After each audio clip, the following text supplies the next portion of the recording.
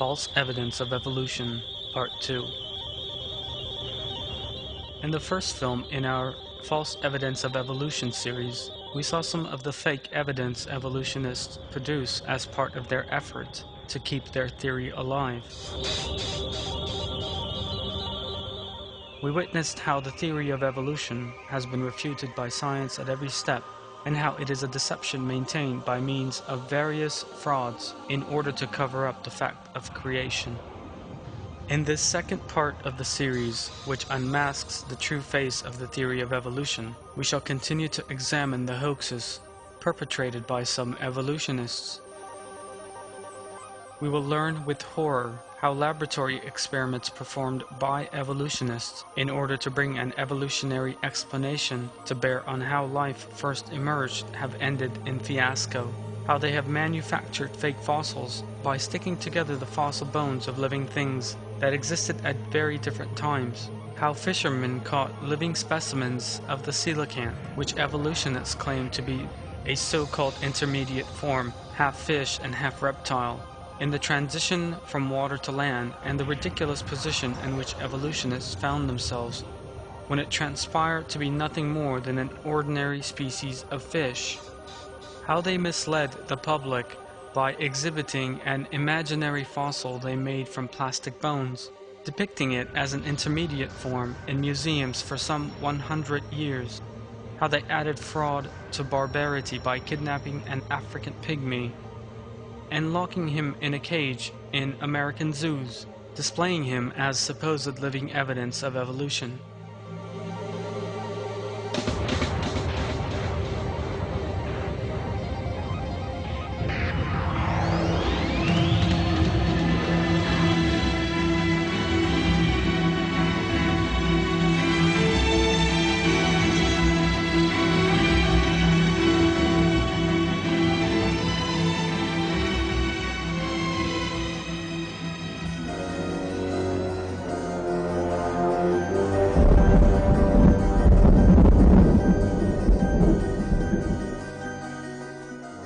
Evolutionists generally point unwisely to the Miller experiment as a so-called evidence for their deceit regarding how what they refer to as primordial life emerged on Earth spontaneously. The fact is, however, that this experiment performed around half a century ago lost all credibility in the face of subsequent scientific discoveries. In 1953, the American chemist Stanley Miller formed an experiment in order to support the scenario of molecular evolution. Miller assumed that the primordial atmosphere consisted of methane, ammonia, and hydrogen gases. He combined these gases in an experimental apparatus and passed an electric current through the mixture. A week or so later, he saw that a few amino acids had formed in that part of the apparatus known as the cold trap. This caused enormous excitement among evolutionists.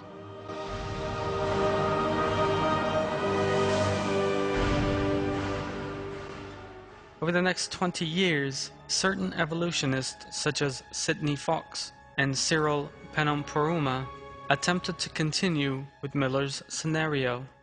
Discoveries made in the 1970s, however, invalidated all these evolutionist endeavors known as the primordial atmosphere experiments. Because scientific findings showed that the primordial atmosphere on Earth did not consist of the gases methane and ammonia, as Miller had hypothesized, but of nitrogen, carbon dioxide, and water vapor.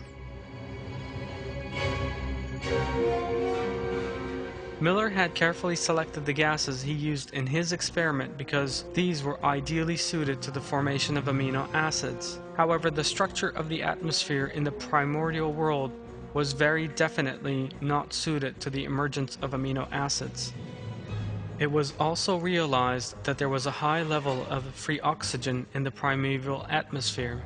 This invalidated the evolutionist scenario, because it was obvious that free oxygen would immediately break down amino acids. Moreover, Miller intervened in the experiment through various conscious mechanisms such as the cold trap, by way of which he was able to isolate the amino acids that formed before they could be broken down again. Were it not for equipment such as the cold trap, a source of sparks and other chemicals that emerged during the course of the experiment, the amino acids that appeared would have immediately broken down again. In this way, Miller himself destroyed the evolutionist hypotheses regarding amino acids being able to form spontaneously under natural conditions, because there was no such controlled mechanism, as evolutionists claim, in the primordial world capable of separating amino acids that might form before they were broken down. In conclusion, far from documenting that life could emerge spontaneously in nature, all these efforts actually showed that it could not even be produced under laboratory conditions. In the light of these findings, in the 1980s, the scientific world admitted that the Miller experiment and the primordial atmosphere experiments of those who came after him were actually meaningless. After a long silence, Miller himself confessed that the experiment he conducted in 1953 was a far cry from accounting for the origin of life. The evolutionist and scientist Harold Urey, who performed the experiment in question together with Miller, made the following admission. All of us who study the origin of life find that the more we look into it, the more we feel it is too complex to have evolved anywhere. We all believe as an article of faith that life evolved from dead matter on this planet. It is just that its complexity is so great, it is hard for us to imagine that it did.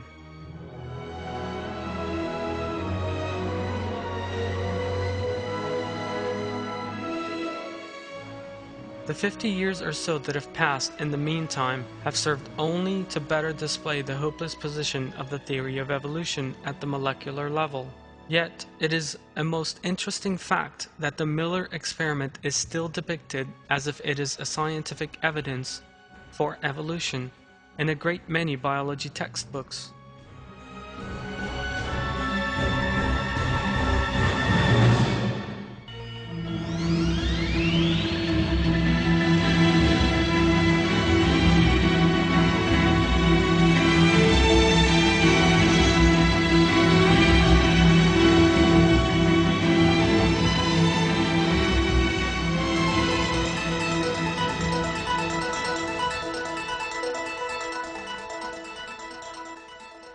An article published in National Geographic's magazine in 1999 announced the discovery in China of a fossil known as Archaeoraptor.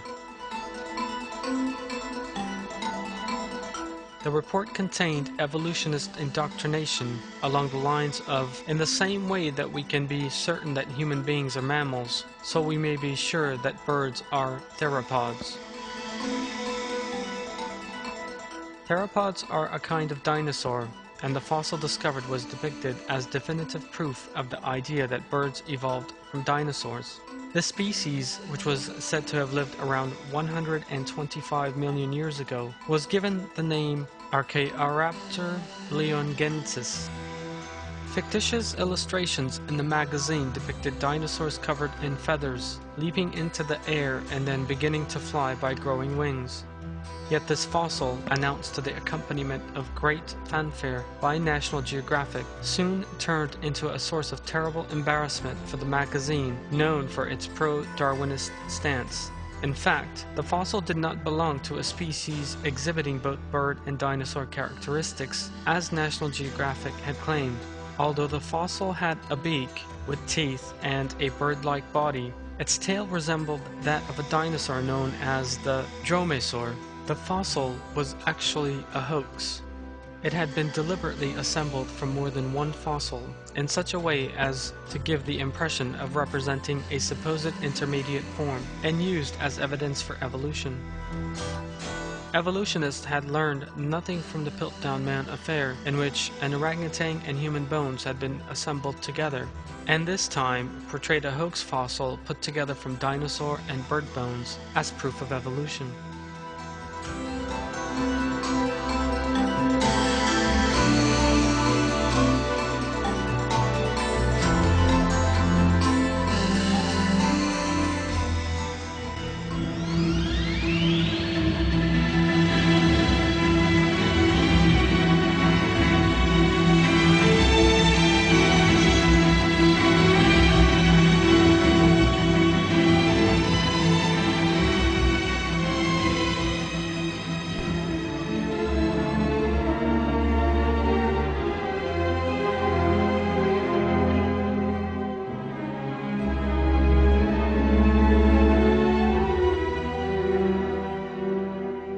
Fossil fish belonging to the coelacanth class were once depicted as powerful evidence in favor of the myth of the transition from water to dry land. Based on the fossil remains of this animal, evolutionist biologists suggested that a primeval lung had developed inside the creature's body. This lie was described in a wide range of reference sources, and illustrations showing the coelacanth in the process of emerging from sea onto dry land were even published. And all this was based on the assumption that the creature was extinct.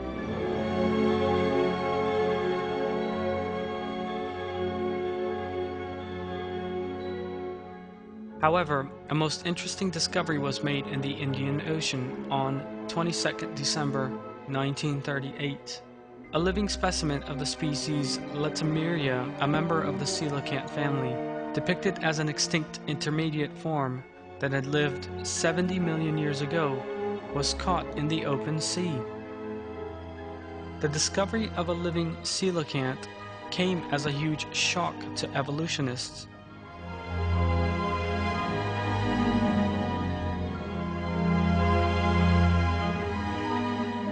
The evolutionist paleontologist J.L.B. Smith announced that he could not have been more surprised if he had come across a dinosaur in the street. More than 200 coelacanths were to be caught in other regions in the years that followed. With the capture of these fish, it was realized that all the speculation regarding these animals was unrealistic. Contrary to what had been suggested, the coelacanth had neither a primeval lung nor a large brain. The structure that evolutionists imagined to be a primeval lung was nothing more than an oil sac in the fish's body. Moreover, the coelacanth, depicted as a reptile to be preparing to move out of water and onto land, was seen to be a bottom-dwelling fish living in the deepest parts of the ocean and almost never rising above 180 meters in depth. At this, the popularity of the coelacanth in evolutionist publications immediately disappeared. The evolutionist paleontologist Peter Foray made the statement in an article in Nature magazine. The discovery of the Latimeria coelacanth raises hopes of gathering direct information on the transition of fish to amphibians, for there was then a long-held belief that coelacanths were close to the ancestry of the tetrapods.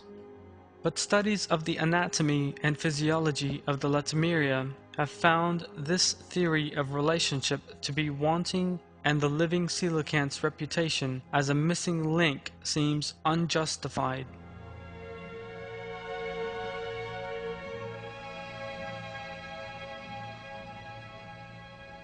Thus, the most frequently used supposed intermediate form between fish and amphibians in the propaganda of evolution was utterly discredited.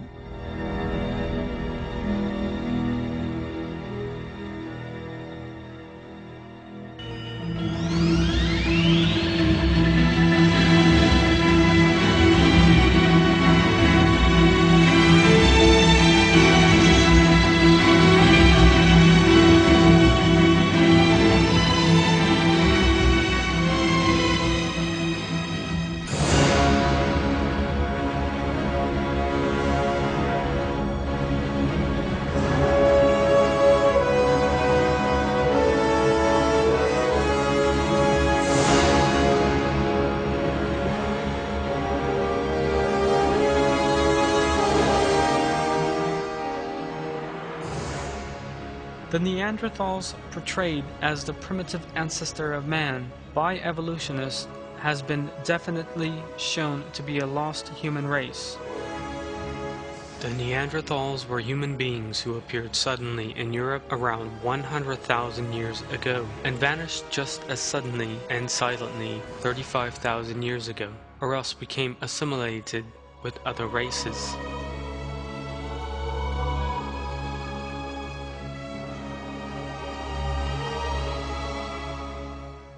The only difference between them and the modern man is that their skeletons were slightly stronger and they had slightly larger skulls. Neanderthals were a human race, and this is now agreed by just about everyone.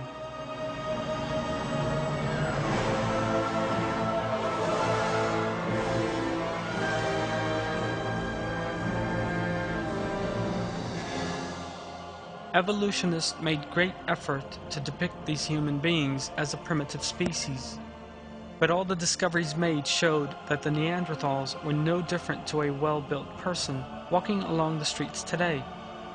The Neanderthals most closely resemble the Eskimos living in the cold climates today. Discoveries have shown that the Neanderthals buried their dead, made musical instruments of various kinds, and shared a highly developed culture with humans.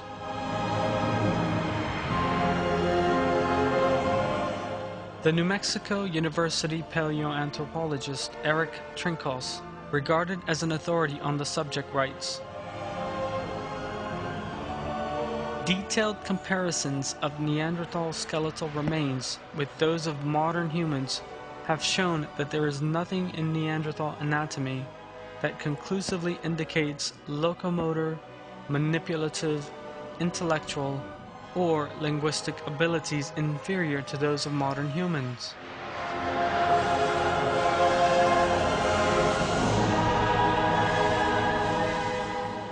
Today, however, scientists and researchers agree that the Neanderthals are nothing more than now extinct human race. Thus, it was that another false proof that evolutionists for years attempted to depict as a link in the supposed evolution of man vanished from the scene.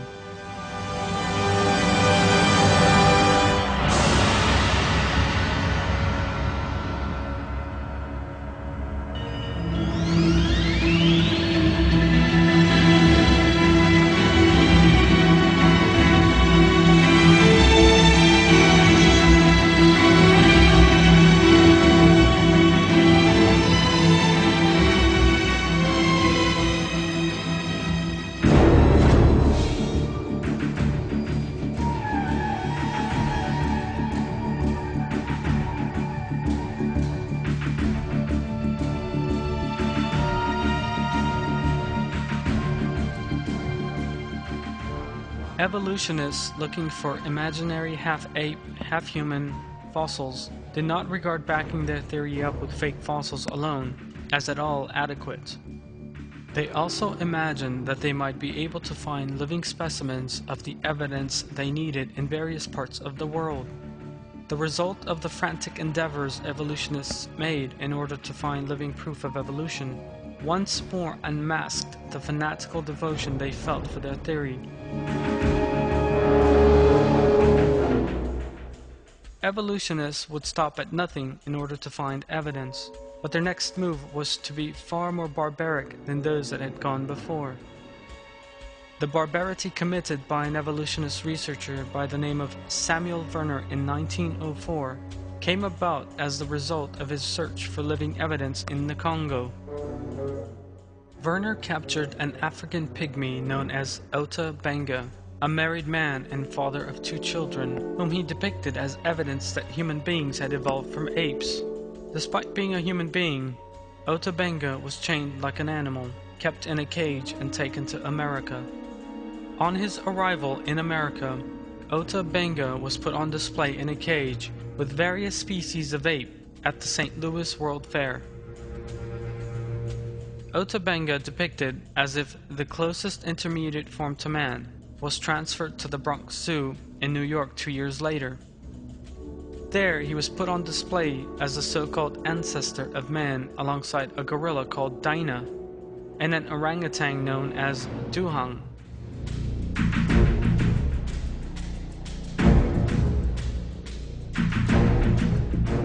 Evolutionist publications immediately began carrying articles about Ota Benga. Thousands of people flooded to the zoo to catch sight of Ota Benga, who was treated savagely just like an ordinary animal.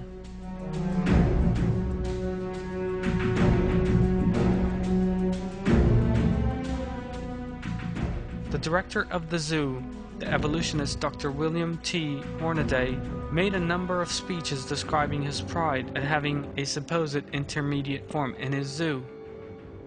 Ota Benga eventually killed himself.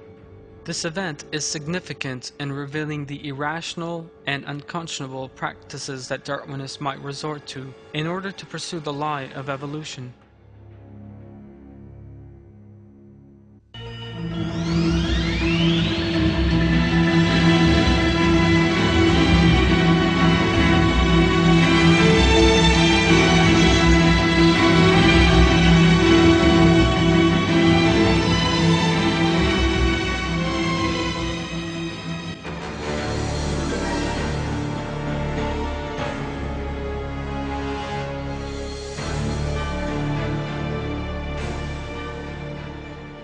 Despite their abysmal failure when it comes to finding any scientific evidence with which to support their theory, evolutionists are still remarkably successful in one sphere: propaganda. The most important component of that propaganda is the fake illustrations known as reconstructions.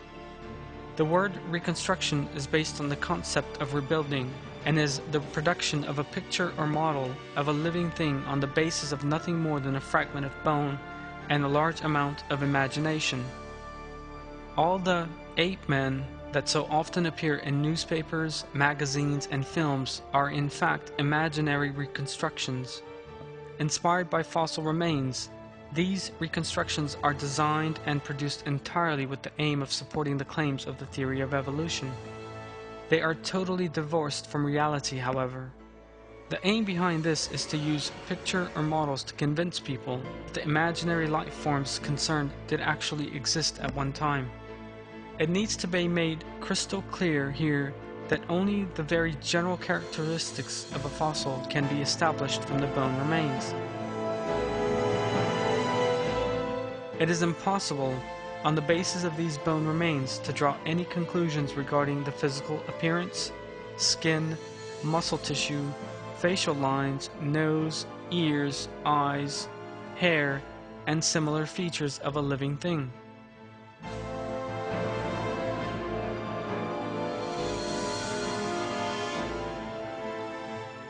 The fact is that the details that really determine physical appearances are the soft tissues that gradually vanish over the course of time.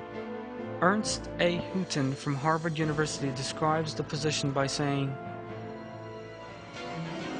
"To attempt to restore the soft parts is an even more hazardous undertaking. The lips, the eyes, the ears, and the nasal tip leave no clues on the underlying bony parts. You can, with equal facility, model on a Neanderthaloid skull the features of a chimpanzee or the lineaments of a philosopher. These alleged restorations of ancient types of man have very little, if any, scientific value, and are likely only to mislead the public. So put not your trust in reconstructions." Evolutionists even go so far as to attribute very different facial appearances to the same skull.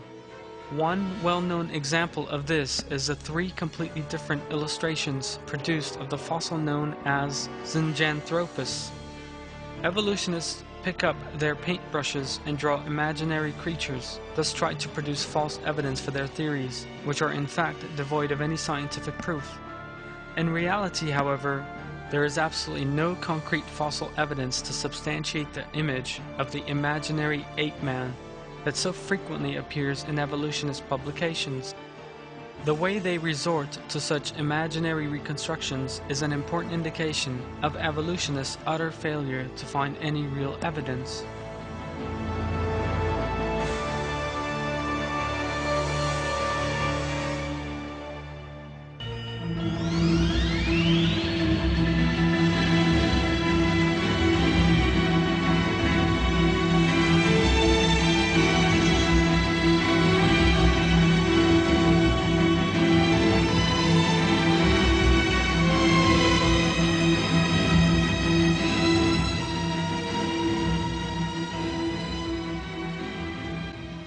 One of the most important difficulties facing evolutionists as they seek to keep Darwin's theory alive and well is the absence of any fossil that can possibly be portrayed as an intermediate form. Ever since the theory of evolution was first proposed, despairing evolutionists have many times resorted to producing their own fake fossils. Yet these efforts have always ended in utter failure. One such instance was a fossil exhibited for 116 years as a supposed intermediate form in the Museum of Wales. In 1884, an evolutionist collector by the name of Samuel Allen donated an intermediate form supposedly proving evolution to the Museum of Wales. Museum officials imagined that this fossil, given the name Ichthyosaurus, was a perfect example of marine reptiles. In 2000, the fossil had to be removed for general maintenance, during which time it emerged that the fossil was a fake. Yet hundreds of thousands of people who had visited the museum in the meantime had been convinced that the fossil represented evidence in favor of the theory of evolution. A report published in BBC News Online on December 8, 2000, announced this fossil, which had been displayed as supposed proof of the evolution for 116 years, was actually a hoax. The dolphin-like creature in question had actually been produced by putting two different marine creatures together. Experts revealed that the skull and bodies had actually been buried in two different types of rock. The skull belonged to a species known as Ichthyosaurus communis, and the body to another sea creature by the name of Leptonectus phenorostris. Other bones had been made from plaster and stuck inside the rock in order to give the impression that they were genuine, and one of the fins were also a fake. Yet for some reason, just like this one, every fake fossil alleged to constitute evidence for evolution has been displayed for years in museums. Another feature these fossils have in common is that nobody has confirmed whether or not they are genuine. Museum conservator Dr. Caroline Butler reports that despite her many years in the profession, she has never come across such a thing happening, and that it was a complete forgery. When the plaster started crumbling and we stripped off 5 layers of paint, we found it was an elaborate forgery. It was an amalgam of 2 different types of Ichthyosaurus, plus a clever attempt at fake parts. Over the course of more than a century, hundreds of thousands of people were deceived by a hoax fossil manufactured by evolutionists. Yet this was neither the first nor the last of such evolutionist frauds. Ever since the time when the theory was first launched, the absence of any evidence to support it has been a major factor propelling, encouraging evolutionists to commit such frauds.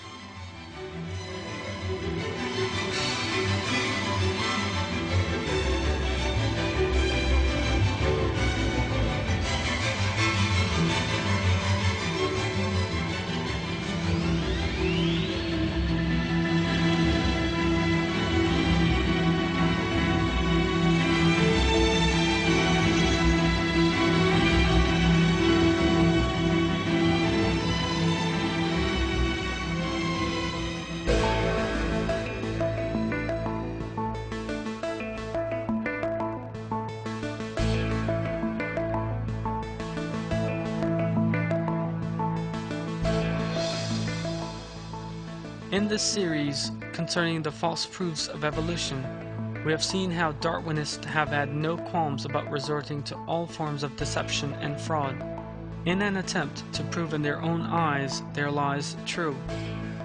We have witnessed how evolutionists, who will stop at nothing in order to achieve their aims, have produced fictitious illustrations, carried out misleading experiments, have deliberately distorted the fossils and skulls they have discovered, deliberately altered the fossils in their possession, adding to some and concealing others, and even placed a human being in a cage in order to provide evidence in support of their theory. Evolution is a theory whose scientific mask has now fallen, a deception based on brainwashing, propaganda, and fraud. There is only one aim behind the efforts to prop up a theory so far from being scientific, that puts forth the lie that all things, living or otherwise, human beings, animals, plants, the earth, the sun, the galaxies, in short, the entire universe emerged as the result of chance. That aim is to provide a supposed scientific foundation for the materialist and atheist system that denies Almighty God and His creation. The fact is, however, that modern science has shown that it is impossible for a single living thing, or even a single protein molecule in it, let alone the universe itself, to have come into being by chance. Everything large or small around us, visible to us or not, every animate and inanimate thing, emerged to the creation of Almighty and Omniscient Allah, Lord of all things. This reality, which only believers possessed of reason and conscience can truly understand, is revealed as follows in the verses of Allah. I seek refuge in Allah from the accursed Satan. Allah is He who splits the seed and kernel. He brings forth the living from the dead, and produces the dead out of the living. That is Allah. So how are you perverted? It is He who splits the sky at dawn, and appoints the night as a time of stillness, and the sun and moon as a means of reckoning. That is what the Almighty, the All-Knowing, has ordained. It is He who has appointed the stars for you, so you might be guided by them in the darkness of the land and sea. We have made the signs clear for people who have knowledge. It is He who first produced you from a single self, then from a resting place and a repository. We have made the signs clear for a people who understand. It is He who sends down water from the sky, from which we bring forth growth of every kind. And from that we bring forth the green shoots, and from them we bring forth close-packed seeds. And from the spades of the date palms, date clusters hanging down, and the gardens of grapes and olives and pomegranates, both similar and dissimilar. Look at their fruits as they bear fruit and ripen. There are signs in that for people who believe.